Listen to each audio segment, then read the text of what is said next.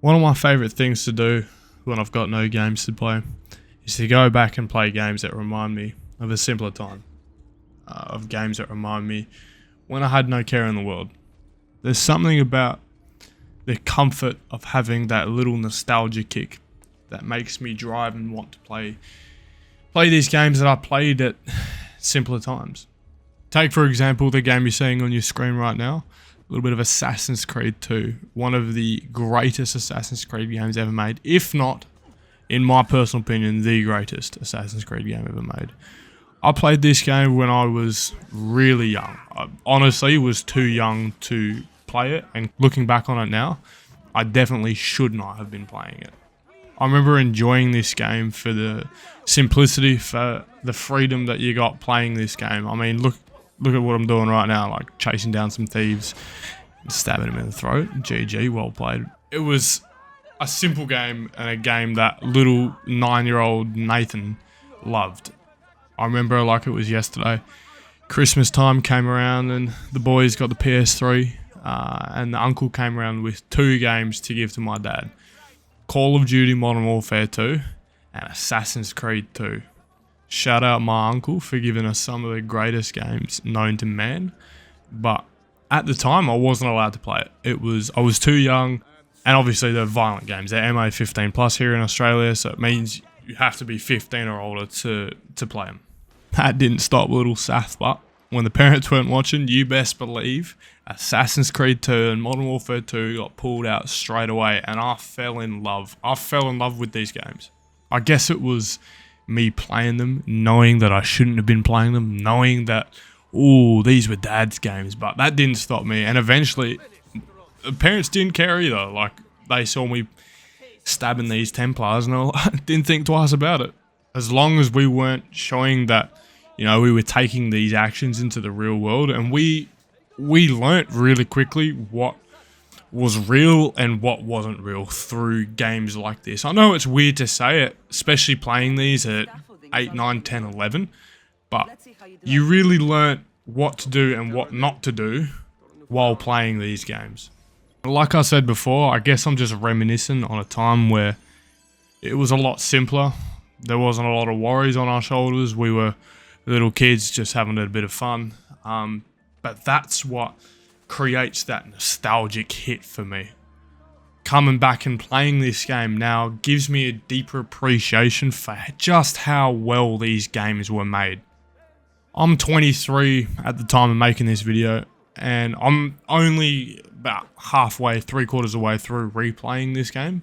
But even connecting all the dots with the story, learning about like the story behind Ezio and, you know, how his family died to the Templars. Spoiler alert, in case you haven't played Assassin's Creed 2. If you haven't, you need to play this game. This game is fantastic. One of the best games in my opinion. And look, that may be coming from another spot of chasing that nostalgia, but if there's any game that fulfills it, it's this game. Like, going back and I could free roam on this game for hours. I'm not kidding. I would just sit here day in, day out, go to all the sync points, try and find as many of the feathers as I can around this game. Like, the small things. It's not necessarily about smashing out that story as quick as you can. And I love thinking back on simpler times. Like, I keep thinking when, you know, little Nathan was sitting there doing the same thing, trying to climb this tower, trying to get to this sync point for this mission. I remember doing this as a kid. Do you want to know something? If I'm being completely honest, I was here for hours before learning that jump move to get to the top. I was trying to get this sync point when I first came to this spot, when I first came to Venice, and I had my partner around, I had my girlfriend over, and we were tossing backwards and forwards on how to get to the top. I ended up Googling it. But I guarantee you, little Nathan struggled with the same thing back in the day. Nostalgia for me is so powerful. Being able to relive some of the highs of my youth through games like this make me enjoy playing games again. Not to be a Debbie Downer really quick, but I don't feel like I'm getting the same thing from games that are being released today. Look, I'll be honest, that's a topic for another video. let's keep this on track. It's nice to be a little bit older and start to fully understand just how well this game is made and have a true appreciation for the story and how well this game was made and even the impact it had on gaming at the time. This was a revolutionary game, and I'm only just starting to see that now. I'm starting to appreciate it now that I'm a little bit older.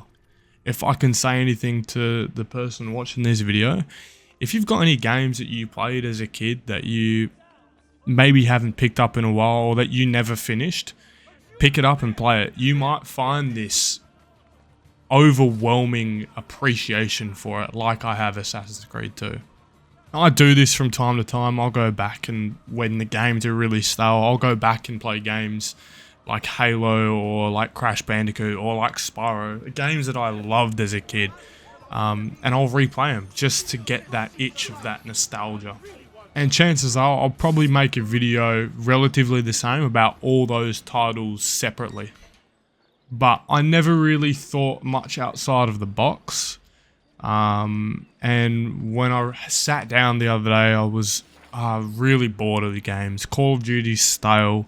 Everyone seems to be playing Marvel Rivals, and I'm just not one that's a team-based shooter kind of guy. I'm so glad that I kind of strayed away from the standard games that I would play to pick up something like this, because I find that when I do that, I fall in love with the games that I play, and I really build a lot of appreciation. I know I'm giving Assassin's Creed 2 a lot of praise, but like I said, we're going back to that nostalgia. Like, playing this as a kid, it's making me think of times that were simpler. I'm probably going to call this video something along the lines of the power of nostalgia. And it speaks true to what this video is about. Okay, look at these idiots. So I need to save these allies and they keep falling off the building, but I digress.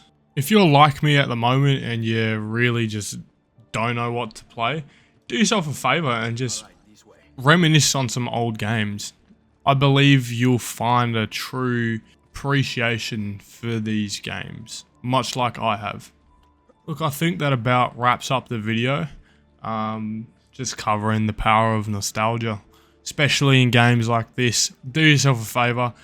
If you're really bored of the games, go and play something that brings you back to a simpler time. Look, I really appreciate you for watching this video.